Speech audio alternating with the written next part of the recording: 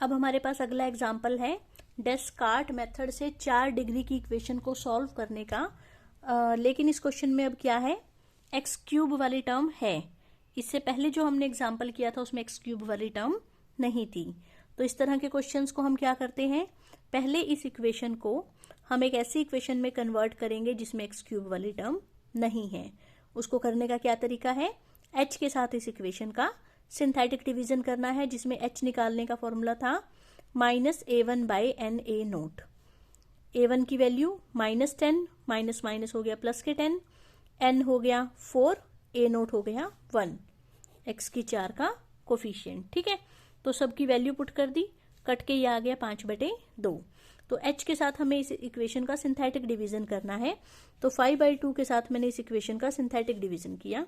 पहले सारे इसके कोफिशिएंट्स लिख दिए, 1, -10, 35, -50, 24। ठीक है, फिर 1 ऐसे कैसा, 1 को इससे मल्टीप्लाई किया, इतना आया, इन दोनों को जोड़ा, इतना आया, इसको इससे मल्टीप्लाई किया, इतना आया, इनको ऐड किया, इतना आया, फिर इसको इससे मल्टीप्लाई किया, इतना आया, इनको ऐड किया, इतना आया, फिर इसको इससे मल्टीप्लाई किया तो ये आया, फिर इनको ऐड किया तो ये आया, फिर इसको हमने छोड़ दिया। ये हमारा कोफिशिएंट है किसका, कांस्टेंट टर्म का।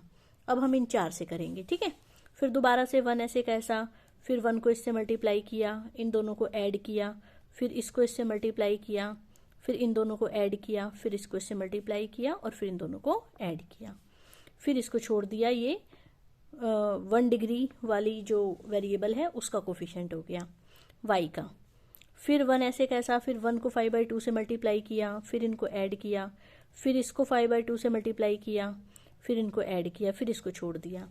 फिर 1 ऐसे कैसा, 1 को 5/2 से मल्टीप्लाई किया, इतना आया, इनको ऐड किया 0, फिर 1 ऐसे कैसा। तो हम नीचे से शुरू करते हैं। ये y की 4 का कोफिशिएंट, ये y क्यूब का, ये y स्क्वायर का, ये y का और ये कांस्टेंट टर्म। ठीक है, जिसमें हमें पता है y और x के बीच में क्या रिलेशन होता है, y = x - h, h की वैल्यू पुट कर दी। लेकिन अब इसमें क्या इशू है, इसमें ये बटे वाली टर्म्स आ रही हैं, हम चाह रहे हैं कि ये ना आए। ठीक है, तो उसके लिए हम क्या करेंगे, कॉरस्पॉन्डिंग टर्म्स को 2 की 0, 2 की 1, 2 की 2, 2 की 3 और 2 की 4 से मल्टीप्लाई कर देंगे। ठीक है, तो y की 4 को करेंगे 2 की 0 से, y क्यूब को करेंगे 2 की 1 से, लेकिन y क्यूब का तो यहाँ पर कोफिशिएंट कितना है, 0 है, तो वो तो 0 ही हो जाएगा। फिर y स्क्वायर वाली को 2 की 2 से, फिर y वाली को 2 की 3 से, लेकिन वो है ही नहीं तो वो 0 ही हो जाएगा।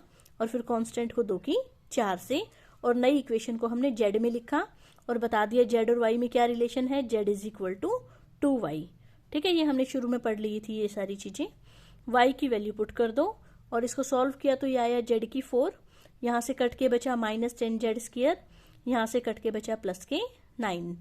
तो हमने इस गिवन इक्वेशन को h के साथ बार बार सिंथेटिक डिवीजन करके एक नई इक्वेशन में कन्वर्ट कर दिया जिसमें z³ वाली टर्म नहीं है, और फिर हमने z और x में रिलेशन बता दिया।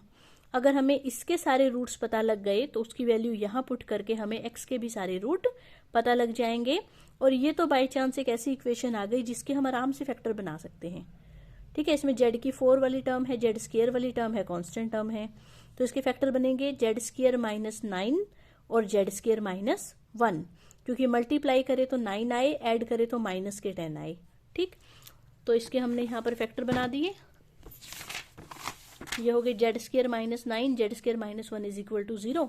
यहाँ से वैल्यूज आ गई z, इसके फैक्टर बने z - 3, z + 3, इसके फैक्टर बने z - 1, z + 1। तो वहाँ से z की ये 4 वैल्यूज आ गई और हमने x की वैल्यू z की टर्म्स में निकाल ली। यहाँ से x कितना आएगा, z + 5/2। ठीक है, तो वो लिख दिया और z की चारों वैल्यूज यहाँ पुट करते जाएंगे तो x की चारों वैल्यूज आ जाएंगी। ठीक, तो हमने क्या क्वेश्चन सीखा, 4 डिग्री की इक्वेशन को डेस्कार्ट मेथड से सॉल्व करना है जिसमें क्यूब वाली टर्म है। तो हमें क्या करना है, h के साथ उसका सिंथेटिक डिवीजन करना है और उसको एक ऐसी इक्वेशन में कन्वर्ट करना है जिसमें क्यूब वाली टर्म ना हो।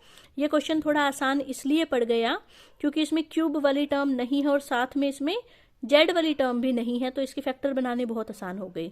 लेकिन जरूरी नहीं है कि हर क्वेश्चन में ऐसा हो कि क्यूब वाली टर्म भी ना हो और z वाली भी ना हो। क्यूब वाली तो हटेगी क्योंकि इस प्रोसेस से 3 डिग्री वाली टर्म तो आपकी हट जाएगी, लेकिन जेड वाली टर्म हटे ऐसा जरूरी नहीं है। ठीक है, तो ये तो थोड़ा आसान क्वेश्चन था जिसमें कि इस स्टेप पे आके सीधा ही फैक्टर बन गए और आंसर निकल गया। लेकिन ऐसे भी क्वेश्चंस आपको मिलेंगे जिसमें जेड वाली टर्म आएगी और फिर उसको कैसे सॉल्व करना है, उसको सॉल्व करने के लिए जो मैंने पिछली वीडियो में मेथड बताया था उस मेथड से उसको सॉल्व करना है। ठीक है।